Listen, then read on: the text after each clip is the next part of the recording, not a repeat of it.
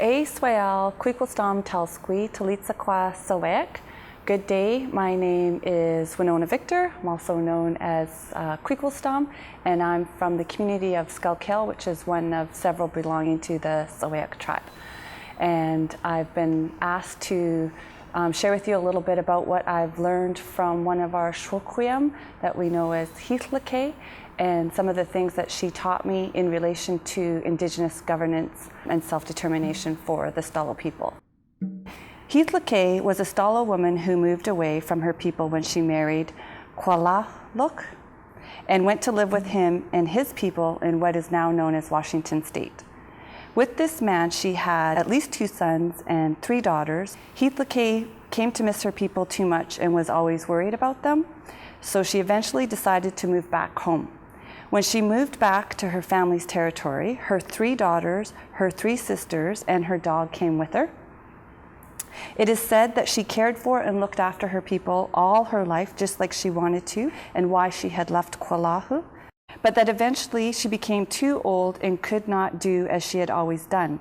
Lhilheqey came upon her crying one day, and when she explained why she was crying, that she loved her people so much and could not look after them as she had wanted to due to her old age, Lhilheqey transformed her into a mountain so she could always watch over the people, our river, and our salmon.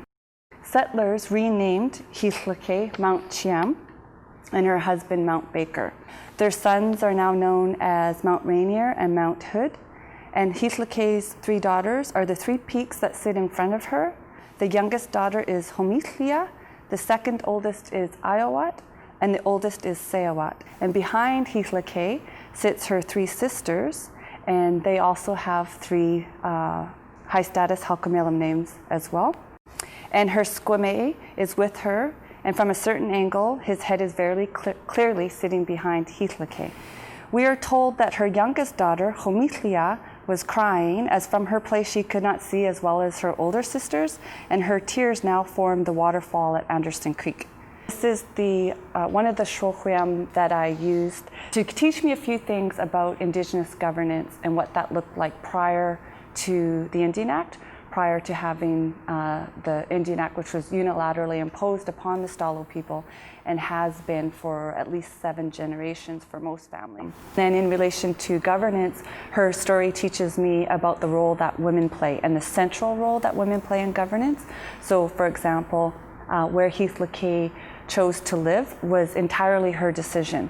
And the Indian Act, of course, came along and without even being asked, women who married men from other communities were automatically registered to their husband's community without, like, they had no say in the matter. So what ends up happening there is a lot of our women are leaving our territory to go live in their husband's territory because that's where they're registered with, where Lhilheqey teaches us that it's choice. If you choose to go live with your husband in his territory, that's fine, but you can also choose to come back and live in your own territory as well, as we see with what Lhilheqey did.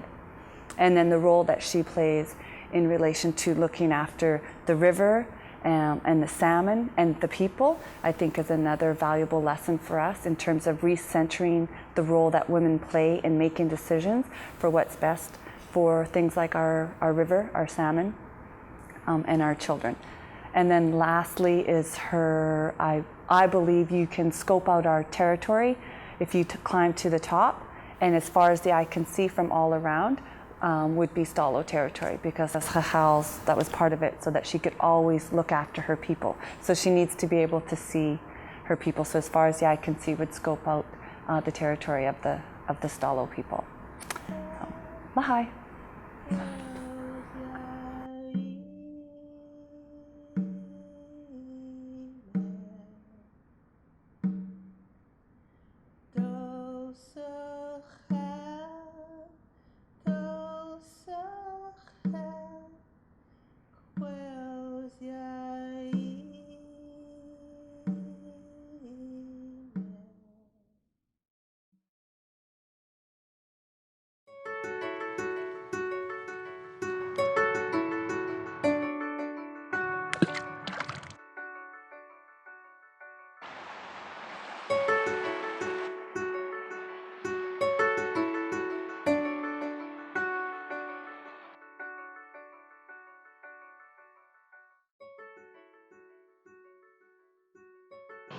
Eswe Mantala Telsqui Lita Cham Kwalstat. My English name is Carrie Lynn. My Kwe'lo is Homantalat. Homantalat is a sister name to Hamatia. And Hamatia is Lhilheqey's baby. And at the beginning of the word Hamatia or Hamtia is Cham. And Cham is crying. And the name Hamatia describes that this young baby is always crying. So Chiam Peak comes down like this, and then right at her breast is Hamatia, and Hamatia's tears are forming bridal falls. So the place is described through the action of always crying and about Lhilheqey's daughter. And whenever I introduce myself to a group of people, I'll introduce that and introduce that there's a responsibility to that place, to understanding the history of that place and to teaching about that place, but also I believe the preservation and protection of that place is important too as part of that name. The Pacalco series came from the Lhilheqey, the mountain goat people of Chiang, and more specifically came from one part of the story. So the part of the story where the young man starts hiking up the mountains and he's tracking the mountain goats, and he comes to the meadow and the two young women are disrobed is where I just stop the story. Like, stop the story, what's going on? If there's two young women in the meadow, naked, and they're together in the sun by themselves, I want to know what they're doing. Call me nosy or like voyeuristic, but I think it's part of our responsibility to explore the meaning in a story, like as Stalo individuals, but it's also like it's also just a natural curiosity I have. So when I went kind of like in my imagination into that part of the story, I dove into my own past and my own understanding of what women do when they're naked and they're alone. And I had some really I had some really dirty assumptions that have kind of been like pushed down, right?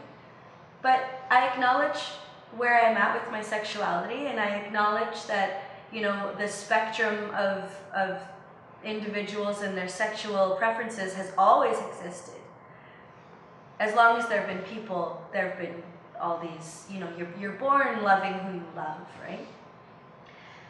And in this case, these young women weren't married, and I'd imagine at the time that they were not allowed to be promiscuous with men. So my assumption was that they were satisfying each other somehow, or sunbathing, but that chances are when, that didn't happen thousands of years ago. So enjoying themselves nonetheless.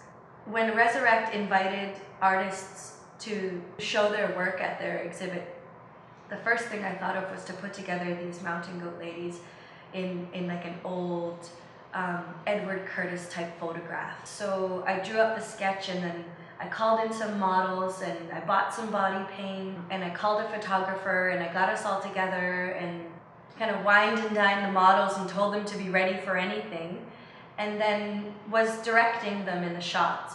And when the pieces came together and I saw those women standing there for the first time in photograph form, and all those the possibilities of performance and other photographs and other stories being told the same way really brought me home. It's definitely helped strengthen my bond. To go and speak to that mountain for guidance. I never would have done that project if it wasn't for Lhilheqey's presence, right? As much as as old as she is, her voice is still just booming